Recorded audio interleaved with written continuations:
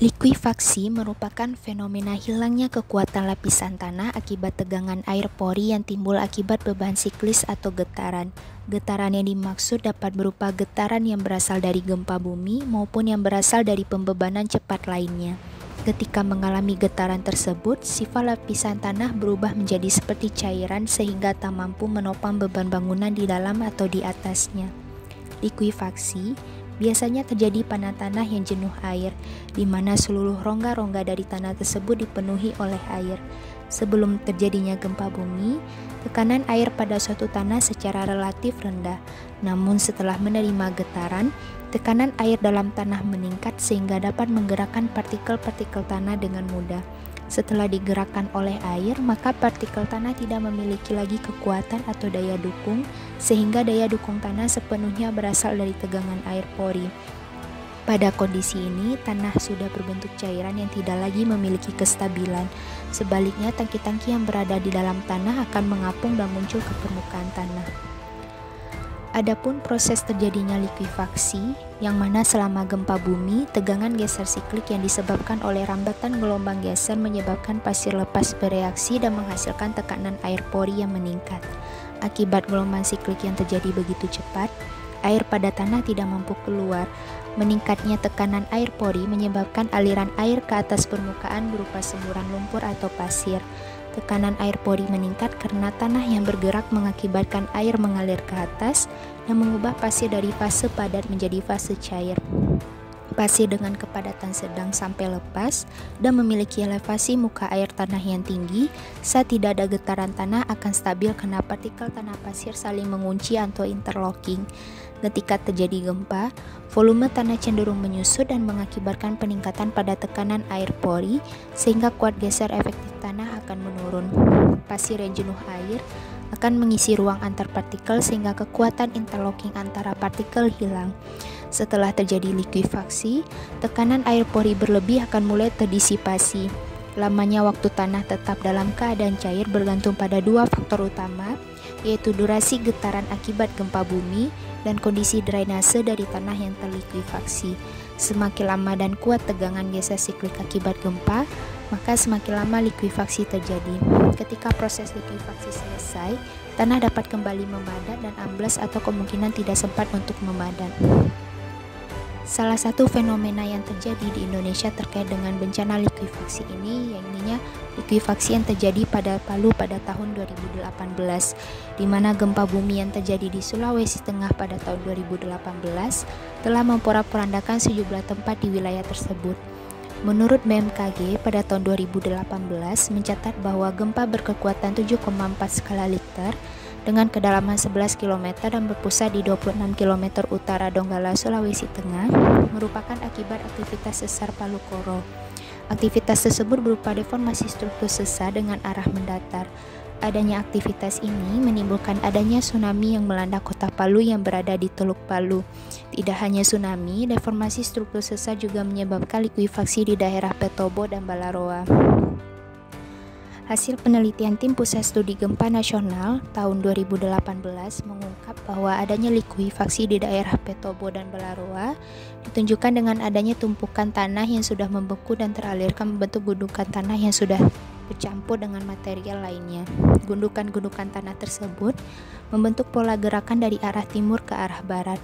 Akibat yang ditimbulkan dari likuifaksi sangat besar, yang mana kerusakan di Balaroa meliputi area sekitar 34,5 hektar dengan keliling 2,5 km, sedangkan di Petobo meliputi area sekitar 158 hektar dengan keliling 6,58 km.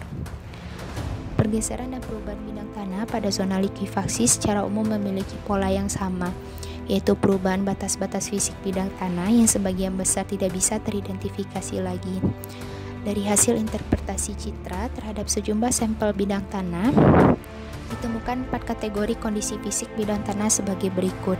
Yang pertama, bidang tanah tetap, yaitu bidang-bidang tanah yang posisi, bentuk, dan sisi bidang tanahnya diasumsikan tidak berubah dan tidak dipengaruhi oleh likuifaksi.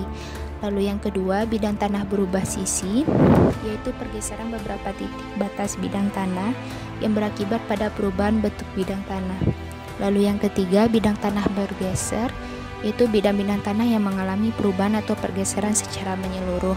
Lalu yang keempat, bidang tanah tidak teridentifikasi, yaitu bidang-bidang tanah yang titik batasnya sudah tidak dapat diidentifikasi kembali karena perubahan struktur dan kondisi geografi.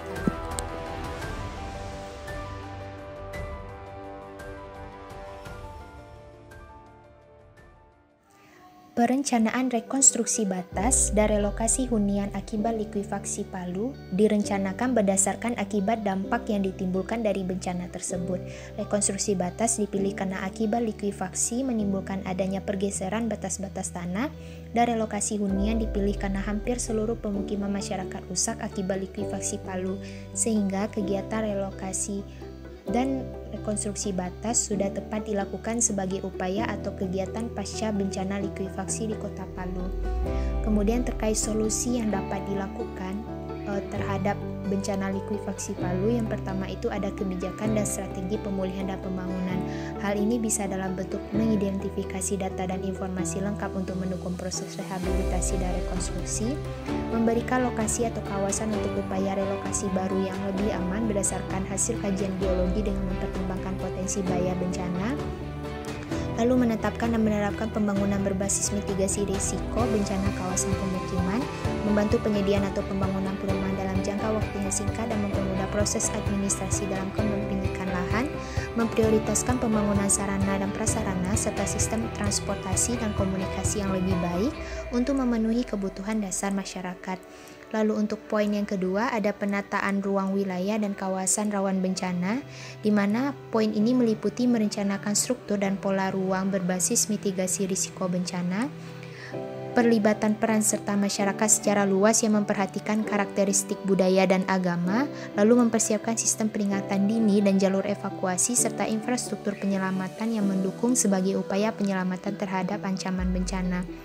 Lalu poin yang ketiga, pemulihan dan pembangunan infrastruktur wilayah kawasan. Hal ini bisa kegiatan dalam bentuk mengoptimalkan fungsi infrastruktur pengolahan sumber daya air dan irigasi demi mendukung kegiatan di seluruh sektor, mendorong rehabilitasi dan fungsional instalasi pengolahan air dan jaringan distribusi utama demi terpenuhinya kebutuhan air minimal, lalu meningkatkan sistem pelayanan drainase dan persampahan demi terpenuhinya kebutuhan minimal, meningkatkan konektivitas yang stabil dan merata di seluruh wilayah, lalu meningkatkan pengendalian bencana dengan menggunakan rekayasa infrastruktur. Lalu yang terakhir ada pemulihan sosial ekonomi pasca bencana, di mana hal ini dalam bentuk kegiatan melakukan normalisasi berupa langkah-langkah pemantapan di berbagai bidang sosial, ekonomi, budaya pada lokasi-lokasi dan kelompok masyarakat terdampak bencana yang menjadi penerima manfaat pemulihan pasca bencana Provinsi Sulawesi Tengah. Lalu yang kedua, memberikan bantuan dan jaminan serta pendampingan psikologi kepada korban bencana. Lalu kemudian yang terakhir, memperbaiki dan membangun kembali fasilitas pelayanan dilengkapi dengan sarana dan alat kesehatannya, serta untuk mengatasi potensi penyakit